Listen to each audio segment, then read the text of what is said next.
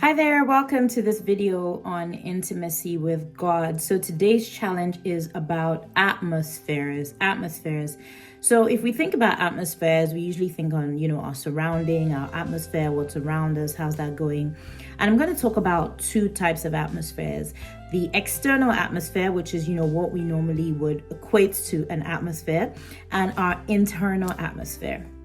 So when we think about intimacy with God and external atmosphere, we want to think about, do we have a surrounding that can host God? Are we in a place that can host God's presence, right? So usually when we think about that, we're thinking about, the climate in which we're in, such that are we maybe listening to music that's not edifying? Are we engaging in things that are not edifying to God? God, yes, Holy Spirit is there and he's there to give us a nudge. But what the Lord has actually taught me is that there's a difference between his presence and being present. So yes, God is everywhere. He's omnipresent. He sees all things, all of that. But in terms of the presence of God, when we think about, this is the presence of God, we want, God's presence. When you have those times where you sense God's presence so strongly, it can be so tangible. It can even rock through your body, sometimes as well. That happens when we have an atmosphere that is able to steward the presence of God, right? So that only comes in certain atmospheres. So, when you're high, that usually happens when you're high in maybe a time of worship and adoration. It doesn't happen every other time. It doesn't happen when someone's heart isn't in the worship. The presence of God, right? That the tangible manifestation of his presence. So in order to have that and experience it every day in our lives, we need to make sure that we're having an atmosphere that can host his presence. So what does that mean?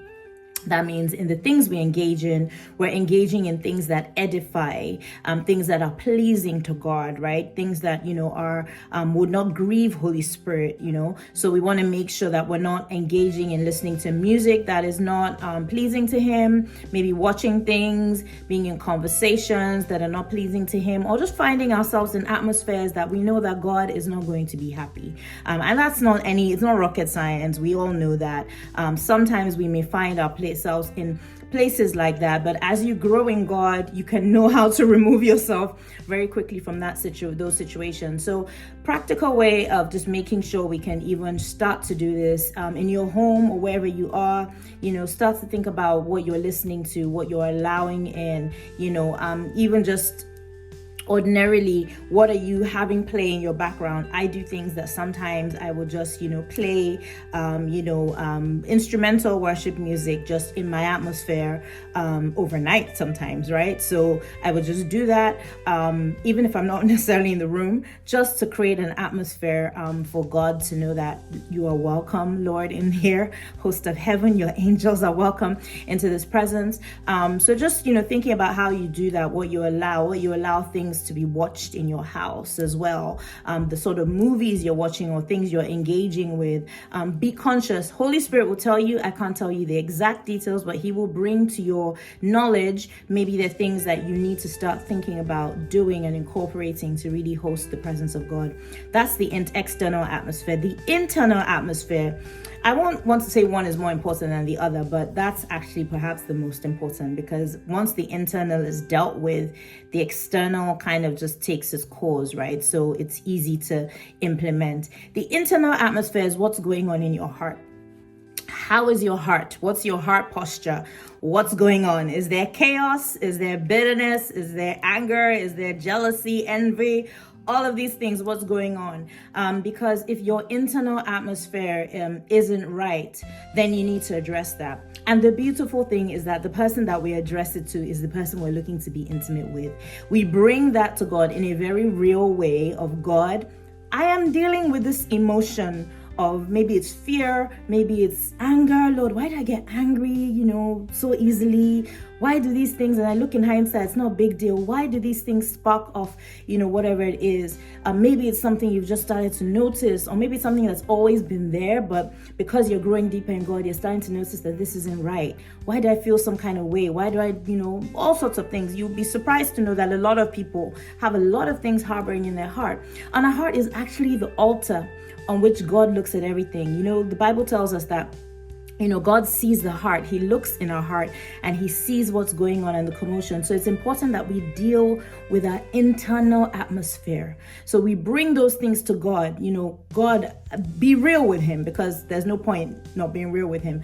I'm dealing with this. I'm struggling with this. Lord, help me. Take me on a journey of heart work and heart circumcision, heart cleansing. It might be messy, but it's necessary. Trust me.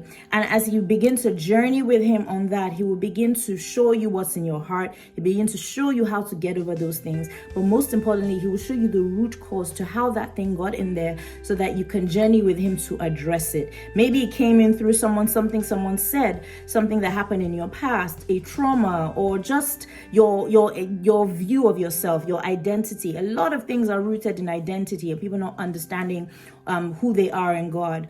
And the Lord is the one who can help us go on that, identify and go on the journey to healing. So important we address our atmospheres, both external and internal rather, so that we can journey with God and truly be intimate with him.